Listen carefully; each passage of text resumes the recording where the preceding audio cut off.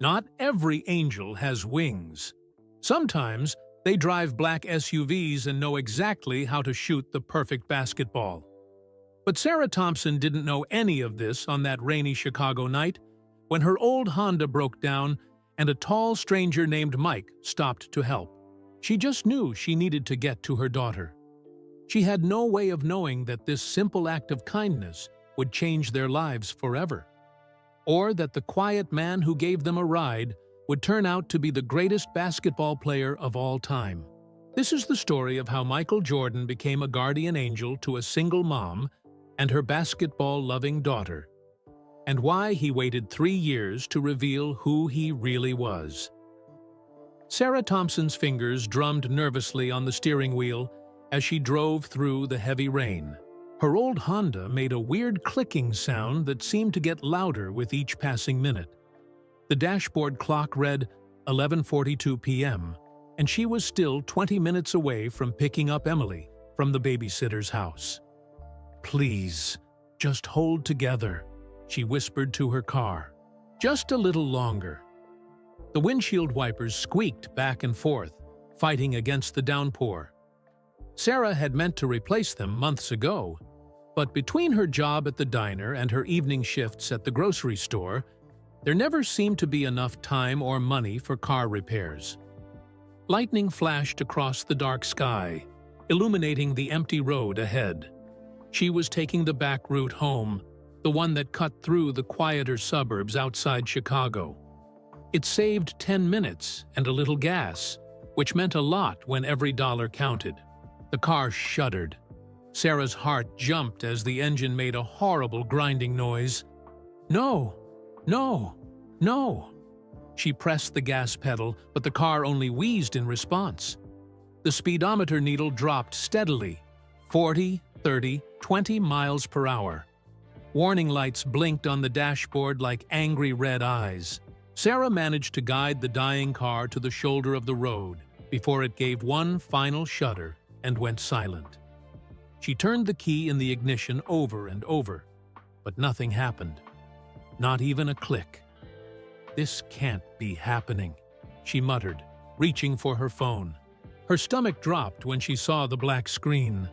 The battery had died hours ago during her grocery store shift, and she hadn't had a chance to charge it. Rain hammered against the roof of the car as Sarah rested her forehead against the steering wheel.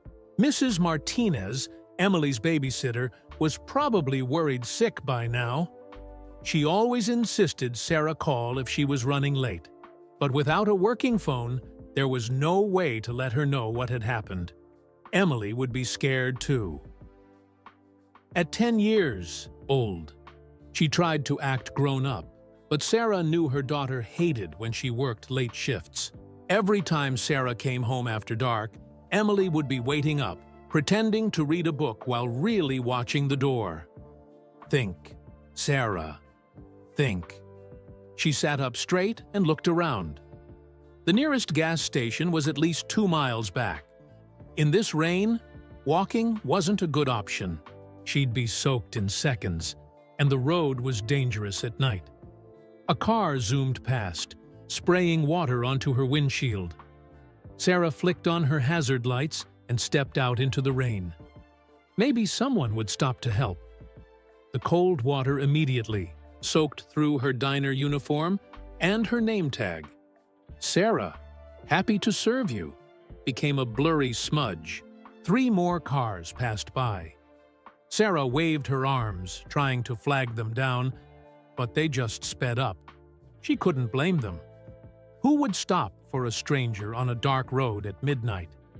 Her shoes squished with water as she paced beside her car. The temperature was dropping, and her wet clothes clung to her skin.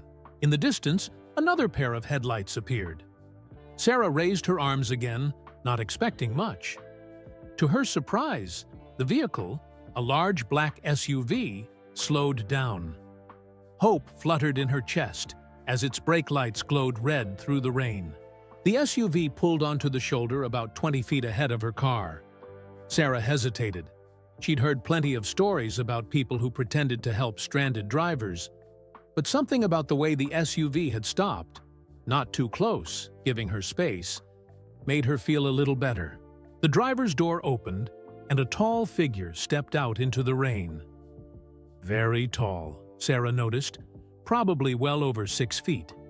He wore dark jeans and a black jacket with the collar turned up against the rain. Car trouble? The man's voice was gentle, with a hint of a southern accent. He stayed by his SUV, letting Sarah decide if she wanted to approach. "Yes," Sarah called back, trying to sound confident. "It just died on me. I think it might be the engine, but I don't know much about cars." The man nodded and walked closer, his steps careful on the wet pavement. As he got nearer, Sarah could see his face better in the glow of the hazard lights. He looked to be in his early 50s, with a clean-shaven face and kind eyes. Something about him seemed familiar, but she couldn't place it. "Mind if I take a look?" he asked, stopping a respectful distance away. Sarah nodded gratefully. "Please. I need to pick up my daughter from the babysitters, and my phone's dead." The relief man pulled out a small flashlight from his jacket pocket and peered under the hood. After a few minutes of inspection, he straightened up and shook his head. "Looks like your timing belt's gone. That's not something we can fix here."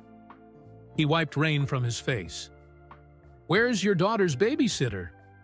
"About 15 minutes away, in Oak Park," Sarah said, wrapping her arms around herself to stay warm. The man seemed to think for a moment. "I can give you a ride if you'd like, or I can call a tow truck for you, whatever makes you more comfortable." Sarah looked at her dead car, then at the dark road stretching out ahead. Emily was waiting.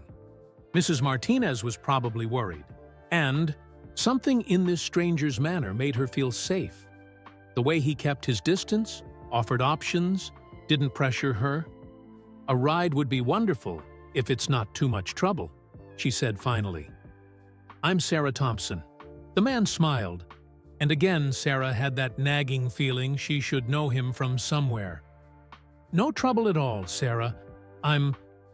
He paused for just a second. "You can call me Mike." As they walked to his SUV, Mike pulled out a phone. "Let me call my friend who owns a repair shop. He's the best mechanic in Chicago, and he owes me a favor. We can have your car towed there tonight." Sarah started to protest. She couldn't afford an expensive mechanic. But Mike was already dialing. She heard him greet someone named Tony and explain the situation, giving precise directions to her car.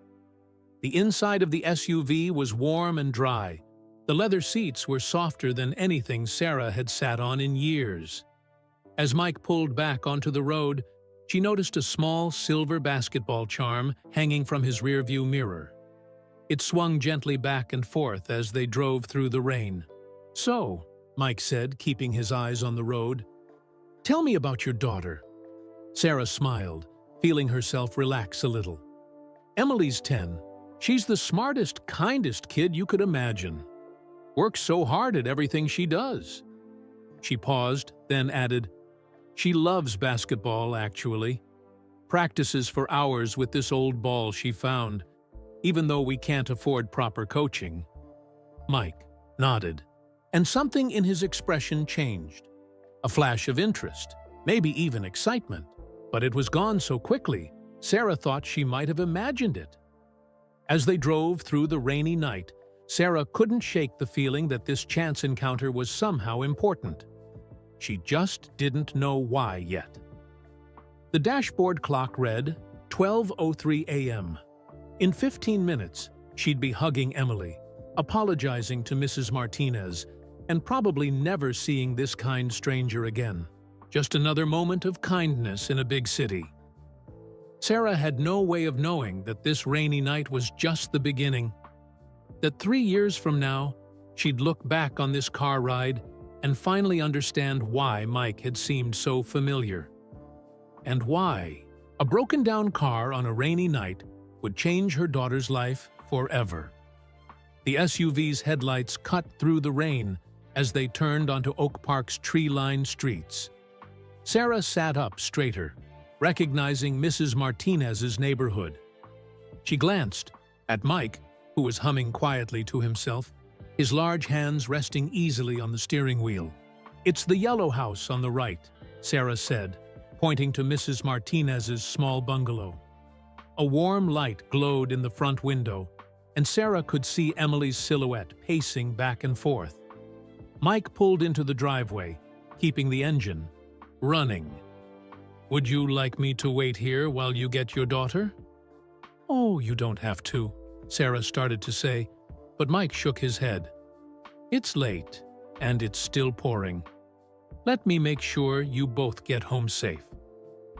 Something in his voice reminded Sarah of her father, that same gentle insistence on helping others. She nodded gratefully and hurried through the rain to Mrs. Martinez's front door. Before she could knock, the door flew open. Emily stood there in her oversized Chicago Bulls t-shirt, her curly hair wild from hours of worried fingers running through.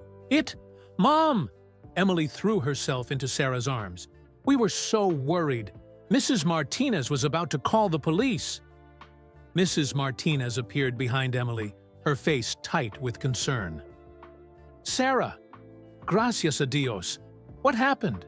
"I'm so sorry," Sarah said, hugging Emily tight. "My car broke down and my phone was dead. But a kind stranger stopped to help. He's giving us a ride home." Mrs. Martinez peered past them at the SUV in her driveway. "A stranger? Sarah, are you sure that's safe?" "It's okay," Sarah assured her, though she understood the worry. "He seems trustworthy. And honestly, I didn't have many options." After paying Mrs. Martinez and gathering Emily's backpack, they headed to the SUV. Mike had stepped out and opened the back door for them, rain dripping from his broad shoulders. Emily stopped short, staring up at him. And up. And up. "Wow," she whispered. "You're really tall. Do you play basketball?" Sarah saw Mike's mouth twitch, in what might have been a smile. "Used to," he said simply. "I hear you're a player yourself." Emily's eyes lit up. "You told him about me?" she asked Sarah. "Your mom mentioned you like to practice," Mike said, helping them into the SUV. "What position do you play?" "I want to be a shooting guard," Emily said, bouncing slightly in her seat. "Like Michael Jordan. Did you know he scored 69 points in a single game against the Cavaliers? That was in 1990, before I was born, but I watched all the highlights on YouTube." Mike coughed slightly, adjusting his rearview mirror. "Is that right? You know your basketball history." "Emily loves basketball trivia," Sarah explained, squeezing her daughter's hand. "She can tell you stats for just about every Bulls game from the 90s. "The 90s Bulls were something special," Mike agreed, his voice careful and neutral. "Where do you practice?" Emily's excitement dimmed a little. "Just in the park near our apartment. The hoop's kind of broken, and my ball's really old, but I practice every day after school." "Every day?" Mike asked, and something in his tone made Sarah look at him more closely. There was an intensity in his eyes as he listened to Emily talk about basketball. "Every single day," Emily said proudly. "Even in the winter, unless Mom makes me come inside because it's too cold. I'm saving up for real basketball shoes, but right now, I just use my regular sneakers." Sarah felt her chest tighten. She wished she could give Emily proper equipment, real coaching, all the opportunities other kids had. But between rent, food, and basic necessities, there was never enough left over. "Take a right at the next light," Sarah directed, pushing away the guilty thoughts. "Our apartment building is the brick one with the blue awning." As they drove, Emily chatted about her favorite basketball moves, demonstrating shooting forms with her hands. Mike listened intently, occasionally asking questions that showed he knew a lot about the game. More than just a casual fan would know. "The key to a good jump shot," he said at one point, "is to focus on your follow-through. Keep your shooting hand up like you're reaching into a cookie jar on a high shelf." Emily's eyes widened. That's exactly what the guy on YouTube said. But how do you get enough power to reach the hoop? "It's all in your legs," Mike explained. "The arms just guide the ball. The power comes from your leg muscles. That's why practice and proper form are so important." They pulled up to Sarah's apartment building, but Mike wasn't done with his explanation. He turned in his seat to face Emily, his hands moving as he described the perfect shooting motion. Sarah watched in amazement as her normally fidgety daughter sat completely still, absorbing every word. "The most important thing," Mike concluded, "is believing in yourself. Every great player started somewhere. They all had days when the ball wouldn't go in, when their legs were tired, when they wanted to quit. But they kept practicing." "Like Michael Jordan," Emily said eagerly. "He got cut from his high school team, but he didn't give up." A strange expression crossed Mike's face, something between pride and amusement. "That's right. He practiced harder than ever." The rain had slowed to a drizzle as they got out of the SUV. Mike insisted on walking them to their building's entrance, his tall frame casting a long shadow in the streetlights. "Thank you so much," Sarah said, reaching for her wallet. "Please, let me give you something for gas and your time." Mike held up his hand. "No need. Just help someone else when you get the chance." He reached into his jacket and pulled out a business card. "This is for Tony's Auto Shop. Tell them Mike sent you. They'll take good care of your car." Sarah took the card, noticing how simple it was, just the shop's name, address, and phone number. No fancy logos or designs, except for a tiny mark in the corner that she couldn't quite make out in the dim light. "I don't know how to thank you," she said, tucking the card into her pocket. Mike smiled, and for a moment, Sarah felt that nagging familiarity again. Where had she seen that smile before? "Keep practicing, Emily," he said, nodding to her daughter. "Remember what I said about the follow-through." Emily beamed. "I will. Maybe someday I'll be as good as Michael Jordan." Mike's smile widened just a fraction. "Maybe you will." They watched as he walked back to his SUV, his steps light despite his size. As he drove away, Emily tugged on Sarah's sleeve. "Mom, did you see how he explained that shooting technique? It was just like watching a pro.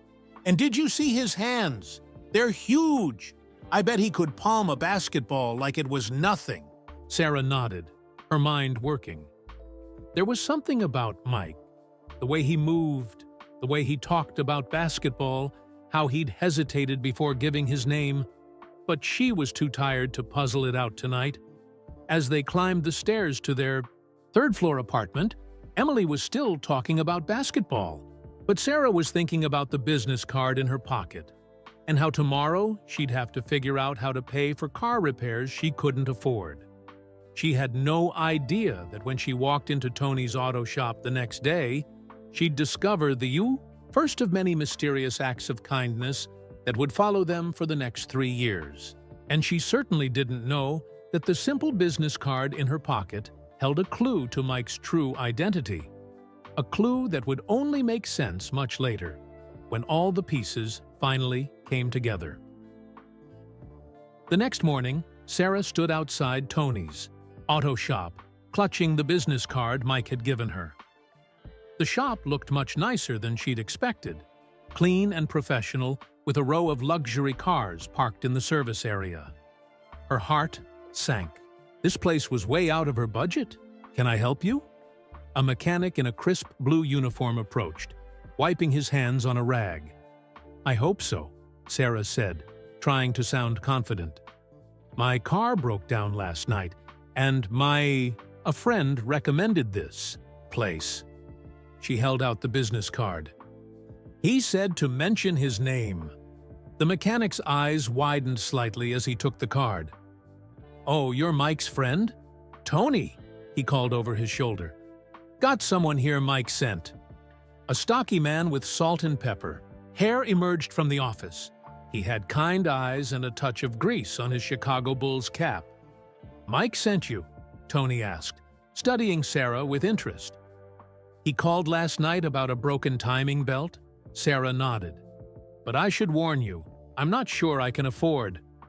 Tony waved his hand dismissively. "Don't worry about that. Any friend of Mike's is family here. We'll take care of everything." "Everything?" Sarah blinked. "But the timing belt alone must cost—" "It's handled," Tony said firmly. "Mike's got an account. With us. Been bringing his cars here since '84. He smiled at Sarah's confused expression. "Let's just say he's a very loyal customer who likes to help people out." As Tony led her to the office to fill out paperwork, Sarah noticed the walls were covered in Chicago Bulls memorabilia, championship photos, signed jerseys, newspaper clippings, most of them from the '90s glory days. "You're a big Bulls fan?" she asked. Tony grinned.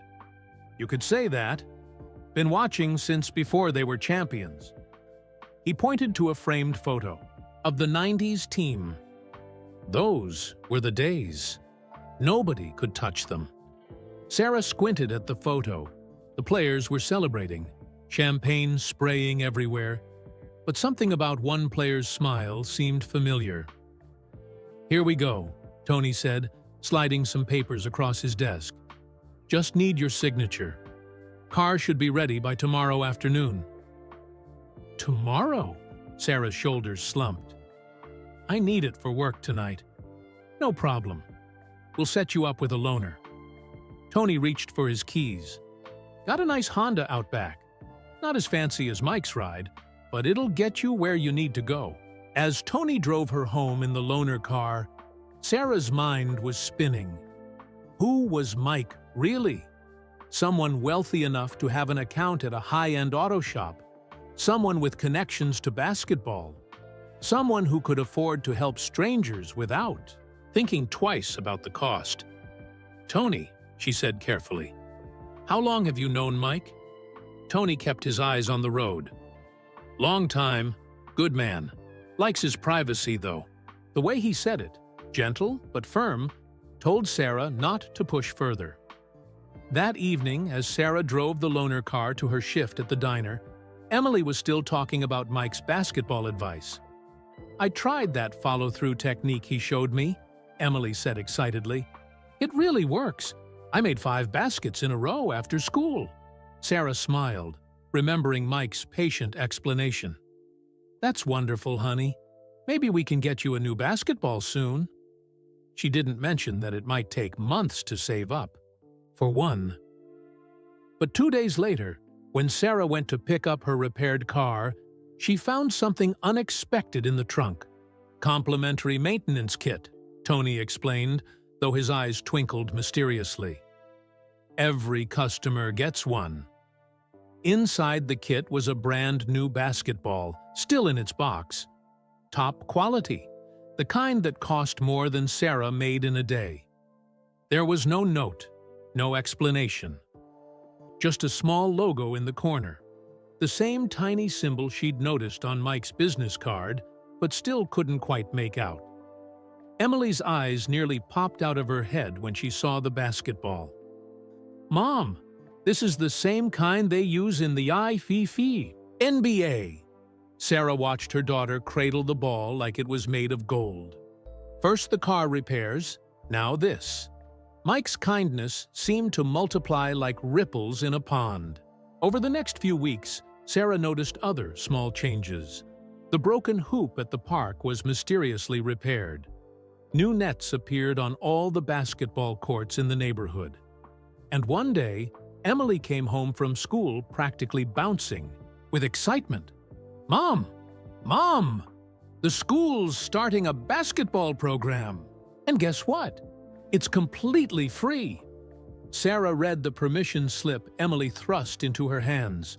The program would provide professional coaching, equipment, and even transportation to games. It was sponsored by an anonymous donor who, according to the principal, wanted to give back to the community. That night, as Sarah watched Emily practicing her dribbling with the new basketball, she thought about Mike, his gentle voice, his expert advice, his quiet generosity. The way he'd seemed so interested in Emily's love for basketball? Could it all be connected? The car repairs, the basketball, the school program? Sarah pulled out the business card from her wallet, studying it in the kitchen light. The tiny logo in the corner was clearer now, a silhouette of a basketball player, suspended in mid-jump, arm extended gracefully toward an unseen hoop. Something tickled at the back of her mind, but she couldn't quite grasp it, like trying to remember a word that was just on the tip of her tongue. She tucked the card away, not knowing that it would be 3 more years before she finally understood its significance. 3 years of mysterious kindnesses, of opportunities, appearing just when they needed them most, of watching her daughter's basketball dreams take flight. And all because of a stranger named Mike, who wasn't really a stranger at all.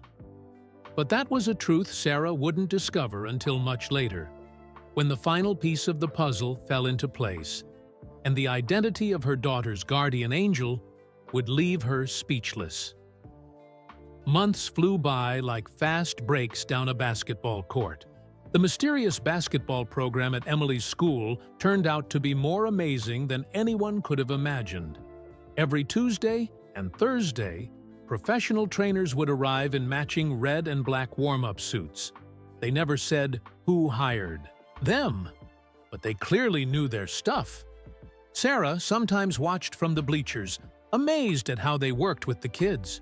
"Square your shoulders," one trainer told Emily, adjusting her shooting form.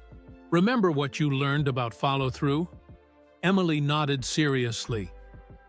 "Like reaching into a high cookie jar," she said, repeating Mike's words from that rainy night. The Ichioi trainer paused, giving Emily an odd look. "Where'd you learn that?" "A friend told me," Emily said, sinking her shot perfectly. "He gave me my first real basketball lesson." The trainer smiled knowingly, but said nothing, just like Tony at the auto shop whenever Sarah mentioned Mike. One day in early spring, Sarah arrived early to pick up Emily from practice. The head trainer, Coach Marcus, waved her over. "Mrs. Thompson, got a minute?" Sarah's heart jumped. Was Emily in trouble? But Coach Marcus was grinning. "Your daughter's got something special," he said, watching Emily run drills with her teammates. "I've trained kids for 20 years, and I rarely see this kind of natural talent. But it's more than that. She's got the work ethic. First one in, last one out." Sarah beamed with pride. "She loves the game." "I can tell. And someone else can, too." Coach Marcus hesitated. "Our sponsor has been asking about her progress. Seems very interested in her development." "The sponsor?" Sarah's ears perked up. "Have you met them?" Coach Marcus shook his head, but something in his expression made Sarah think he knew more than he was saying. "Just get regular reports from them. But they're particularly interested in Emily. Asked me to give her some extra training sessions, if you're okay with that." Sarah's mind raced. The sponsor who'd started this program, who seemed to know about Emily specifically. "These extra sessions," she said carefully. "How much would they cost?" Coach Marcus laughed. "Cost? Mrs. Thompson, nothing in this program costs anything. That's the whole point. Our sponsor believes every kid deserves a chance to play, regardless of their situation." Later that night, as Sarah helped Emily with her homework, she noticed her daughter's notebook was covered in basketball plays and diagrams.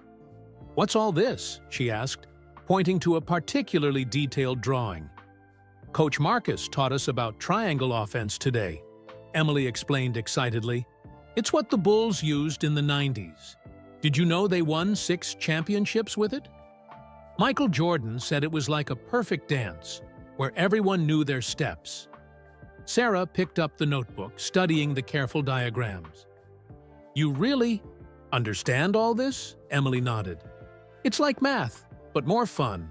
Coach Marcus says I have a good basketball IQ, whatever that means." Sarah smiled, remembering how Mike had listened so intently to Emily's basketball knowledge that rainy night. Almost like he was evaluating her passion for the game. The extra training sessions began the following week. Twice a week, Emily stayed an extra hour after regular practice. Coach Marcus worked with her one-on-one, teaching her advanced techniques that the other kids hadn't learned yet. Emily flourished. Her natural talent, combined with the expert coaching, turned her into a standout player. When the school organized its first basketball tournament, she led her team to victory, scoring the winning basket with a perfect jump shot. "Just like we practiced," Coach Marcus said afterward, high-fiving her. Then he paused, looking toward the gym entrance. Sarah followed his gaze. For a split second, she thought she saw a tall figure in the doorway, someone in a baseball cap, pulled low over their face. But when she blinked, they were gone. That evening, a package arrived at their apartment. Inside was a pair of professional-grade basketball shoes, exactly Emily's size. "Look, Mom!" Emily exclaimed, pulling them out. "These are just like the ones the pros wear." Sarah examined the shoes. They were top of the line, the kind she'd seen in store windows but could never afford. A small note attached read simply, "For the tournament MVP, keep shooting for the stars." The handwriting looked familiar, but Sarah couldn't place it. As spring turned to summer, Emily's progress continued to amaze everyone. She was invited to elite basketball camps, always with mysterious scholarships covering the costs. New equipment would appear just when she needed it. Once, when Sarah mentioned to Coach Marcus that Emily was struggling with math, a tutor appeared, paid for by the program fund.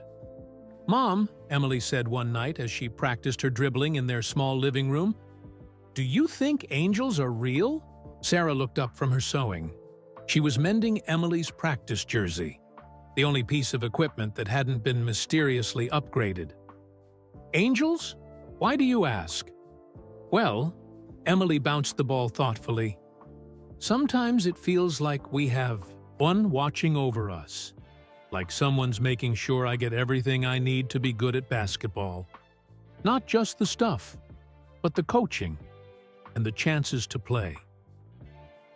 Sarah thought about Mike, about Tony's knowing smiles, about Coach Marcus's careful answers, about all the mysterious help that had appeared since that rainy night. "Maybe we do have an angel," she said softly. "A basketball angel?" Emily giggled. "A really tall angel who knows everything about jump shots?" Sarah's hands froze on the jersey. Really tall. Knows everything about jump shots. The Bulls memorabilia at Tony's shop. The red and black uniforms of the trainers. The triangle offense. But before her mind could connect the dots, Emily's ball got away from her, knocking over a stack of magazines. As Sarah helped her pick them up, she noticed one was an old sports magazine. On the cover was a familiar-looking symbol, a silhouette of a basketball player, suspended in mid-jump. The same symbol from Mike's business card. Sarah's heart began to race, but Emily's voice interrupted her thoughts. "Mom, there's going to be scouts at our next tournament. Real college scouts." The moment slipped away, the almost revelation fading like a dream upon waking. Sarah wouldn't think about that symbol again until much later, when everything finally made sense. For now, she just hugged her daughter, marveling at how far they'd come since that rainy night, not knowing that the biggest surprise, the true identity of their basketball angel, was still waiting to be discovered. 3 years had passed since that rainy night, Emily, now 13, stood in front of her bedroom mirror, adjusting her team jersey. The number 23 gleamed on the red and black fabric, her lucky number, she always said. "Mom," she called out, "have you seen my tournament folder? The one with all the scout information?" Sarah smiled as she entered the room. The folder in question sat right on Emily's desk, under her favorite poster of the '90s Bulls championship team. "Right here, sweetie." She handed Emily the folder, noticing how her daughter's hands trembled slightly with excitement. "Nervous? About tomorrow?" Emily took a deep breath. "A little. Coach Marcus says there'll be scouts from the best basketball programs in the country. He thinks I might even get a scholarship offer." Sarah sat on the bed, patting the space next to her. Emily plopped down, the folder clutched to her chest. "You know what I was thinking about earlier?" Sarah asked. "That night our car broke down. If Mike hadn't stopped to help us, everything would be different," Emily finished. She opened the folder, pulling out a newspaper clipping about their school's basketball program. "Do you think he knows about all this?" Sarah thought about all the mysterious coincidences over the past 3 years. The free car repairs, the basketball program starting right after they met Mike, the professional trainers who used the same teaching phrases he had, the equipment that appeared just when they needed it. "I think," she said carefully, "that sometimes angels work in ways we don't understand." Emily nodded thoughtfully. "I wish I could thank him. Show him how much I've learned." Sarah was about to respond when her phone buzzed. A text from Coach Marcus. "Big news. Need both of you at the United Center tomorrow morning. 9 a.m. sharp. Very important." The United Center? Emily's eyes went wide. That's where the Bulls play. Sarah reread the message. In 3 years, they'd never been asked to go to the United Center. What could be so important? That night, Sarah couldn't sleep. She sat at their small kitchen table sorting through old papers. Bills that had somehow been paid when money was tight. Registration forms for basketball camps that had mysterious scholarships attached. Thank you notes Emily had written but never known where to send. At the bottom of the stack, she found something that made her heart skip. The old business card from Mike. The edges were worn, but that tiny logo in the corner was still visible. The jumping figure frozen in mid-flight. Sarah ran her finger over the logo. Why did it seem so significant? Like she should know exactly what it meant. She pulled out her phone, ready to Google the symbol, when she heard Emily calling from her room. "Mom? Can you help me pick out clothes for tomorrow?" Sarah set down the card, the moment of curiosity passing. She didn't know that tomorrow, in the bright lights of the United Center, all the pieces would finally come together. The next morning dawned clear and bright. As they drove to the United Center, Emily fidgeted with her basketball, the same one that had mysteriously appeared in their car 3 years ago. The massive stadium loomed ahead, its red and black colors gleaming in the morning sun. Coach Marcus waited for them at the staff entrance, grinning mysteriously. "Ready for a surprise?" he asked, leading them inside. They followed him through winding corridors, past walls covered in Bulls history. Emily pointed excitedly at each display, rattling off facts and statistics. Sarah noticed they were heading toward the main court. "Coach," Sarah asked, "what exactly is this about?" Coach Marcus just smiled. "Let's just say someone important wants to meet Emily." The corridor opened onto the main court. Emily gasped. The huge space was empty except for a single figure standing at the free throw line, casually shooting baskets. A very tall figure, in black jeans and a casual jacket. Just like that rainy night. Sarah's heart began to race as the pieces started falling into place. The basketball knowledge, the connections to Chicago, Tony's auto shop with all its Bulls memorabilia, the red and black uniforms, the number 23 on Emily's jersey. The figure turned as they approached, the basketball spinning perfectly in his large hands. "Hello, Sarah," said a familiar voice with that hint of a southern accent. "Hello, Emily. I heard you've been practicing your follow-through." Emily stood frozen, her own basketball slipping from her fingers and bouncing across the polished floor. Because there, standing on the court of the United Center, was Mike. But he wasn't just Mike anymore. Sarah's mind flashed to the business card, still sitting on her kitchen table. To that tiny logo she'd never quite figured out. To all the mysterious help and basketball opportunities that had appeared over the past 3 years. The logo wasn't just any jumping basketball player, it was the Jump Man. It was Michael Jordan, and he was smiling at them. That same gentle smile from the rainy night when he'd stopped to help a stranded mother and her basketball-loving daughter. Sarah felt the world spin slightly as the final piece of the puzzle clicked into place. But before she could speak, before she could even begin to process this revelation, Michael Jordan picked up Emily's dropped basketball and held it out to her. "How about we work on that jump shot?" he said. "I think you're ready for some advanced lessons."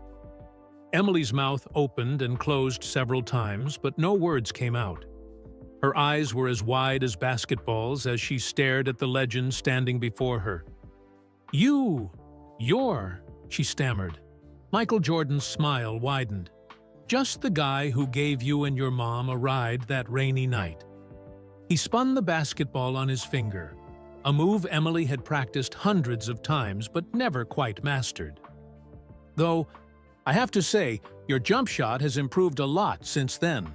Sarah's mind was racing through every interaction they'd had. The car repair shop covered in Bulls memorabilia, Tony's knowing looks, the professional trainers in red and black, the triangle offense lessons, all the little clues that had been right in front of her for 3 years. "It was you," she whispered. "All of it. The basketball program, the equipment, the coaching." Michael nodded. "When I saw Emily's passion for the game that night, it reminded me of myself at her age. All that determination, but without the resources to develop her talent." He passed the ball to Emily, who caught it automatically despite her shock. "I hope you don't mind that I kept an eye on things." "Keep an eye on things?" Coach Marcus chuckled. "MJ, you watched every practice video I sent, called me twice a week for progress reports." Emily's head snapped toward her coach. "You knew? This whole time?" Coach Marcus raised his hands in surrender. "Had to keep it quiet. Boss's orders." He winked at Michael. "Though I have to say, it wasn't easy keeping this secret for 3 years." 3 years, Sarah repeated softly. She thought about all the mysterious help they'd received, all the opportunities that had appeared just when they needed them most. "Why didn't you tell us who you were that night?" Michael's expression turned thoughtful. "Would you have let me help if you'd known?" When Sarah hesitated, he continued, "Sometimes people see Michael Jordan, the basketball star, and forget that I'm just a person who can help other people. That night, I was just Mike, a guy who could give a stranded mom and her daughter a ride." Emily was still staring at him in awe. "All those training sessions, the special coaching, that was because of you." "The talent was all yours," Michael said firmly. "I just made sure you had the chance to develop it. Like when that high school coach told me I wasn't good enough for the varsity team." "I know that story," Emily burst out, then blushed. "I mean, everyone knows that story. How you practiced harder than ever and proved them wrong." Michael laughed. "And that's exactly what I saw in you. Every time Coach Marcus sent me videos of your practice sessions, I saw that same determination. Getting to the court early, staying late, working on your fundamentals even when the other kids had gone home. He walked to the free throw line, motioning for Emily to join him. Still looking dazed, she followed. "Remember what I told you about follow-through that first night?" he asked. Emily nodded vigorously. "Like reaching into a cookie jar on a high shelf. I've used that tip every single day." "Show me." Emily took a deep breath, squared her shoulders, and released the ball in a perfect arc. It sailed through the net with a satisfying swish. "Not bad," Michael said, but his proud smile said much more. "But let me show you a few tricks I've learned over the years." For the next hour, Sarah watched as her daughter received a private basketball lesson from the greatest player of all time. Michael was patient and encouraging, just like he'd been that rainy night, breaking down complex moves into simple steps. Emily absorbed every word, every demonstration, like a sponge. Her initial shock had given way to focused determination. When she successfully copied a move Michael showed her, his face lit up with genuine pride. "You know," he said during a water break, "I've been to every one of your tournaments, always in disguise, of course."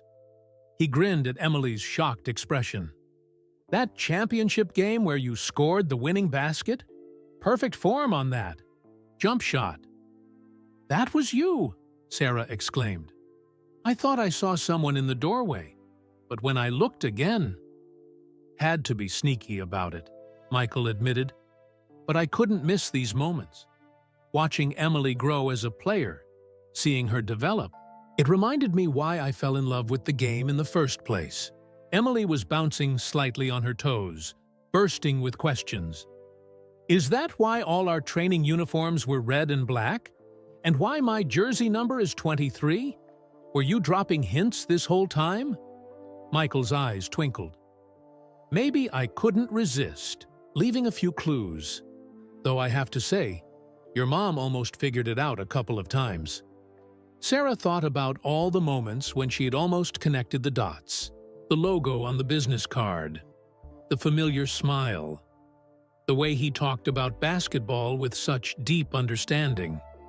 "I can't believe you've been our guardian angel all this time," she said softly. "Guardian angel?" Michael shook his head. "I just saw something special that night. A mother who would do anything for her daughter, and a young player with incredible potential. The rest was all Emily's hard work." He turned to Emily with a serious expression. "Which is why I wanted you to come here today. Those college scouts at tomorrow's tournament? They're not just coming to watch. They're coming because I told them about a talented young player who reminds me of myself at that age." Emily's eyes filled with tears. "Really?" "Really. But remember, no matter what happens tomorrow, the most important thing is to play your game. Play with joy. Play with heart. The rest will take care of itself." As Michael demonstrated one final shooting technique, Sarah watched her daughter's face glow with happiness. 3 years ago, they'd been stranded in the rain, dreams seeming impossible. Now they were standing on the Bulls' home court, receiving personal coaching from Michael Jordan himself. All because a stranger named Mike had stopped to help on a rainy night. The next day, Emily's tournament became the stuff of basketball legend at her school. With Michael Jordan watching from the stands, this time without a disguise, she played the game of her life.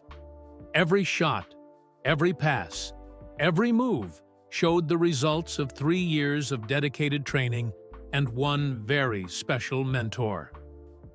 When the final buzzer sounded, Emily's team had won by 15 points. She'd scored 30 points, grabbed 10 rebounds, and made 8 assists, numbers that had the college scouts scribbling frantically in their notebooks. But it wasn't the numbers that made Michael Jordan's smile from his seat in the stands. It was the joy on Emily's face as she played, the way she helped up a fallen opponent, how she celebrated her teammates' successes more than her own. She wasn't just playing basketball, she was falling in love with the game all over again. After the game, as proud parents and excited scouts crowded around, Michael made his way to center court. The gym fell silent as people realized who he was. Phones came out to capture the moment, but nobody dared interrupt as he approached Emily and Sarah. "Not bad," he said, giving Emily a high five. "Though your follow-through got a little sloppy." "In the third quarter," Emily groaned. "I knew you'd notice that." "I notice everything," Michael said with a wink. Then his expression turned serious. "But what I noticed most was how much heart you played with. That's something you can't teach." Sarah watched as her daughter beamed under her mentor's praise. The past 24 hours still felt like a dream, discovering that their mysterious guardian angel was Michael Jordan himself, getting a private lesson on the Bulls' home court, and now watching Emily shine in front of college scouts. "I have something for both of you," Michael said, gesturing to Coach Marcus. The coach brought over a large envelope and a familiar-looking basketball. First, Michael held up the basketball. "This is the ball you practiced with that first night. At Mrs. Martinez's. I kept it, had the whole Bulls championship team sign it." He handed it to Emily, whose hands trembled as she read the signatures. "A reminder of where your journey began." Then he turned to Sarah, holding out the envelope. "And this is for you." Inside was a letter on official Chicago Bulls stationery. As Sarah read it, her eyes filled with tears.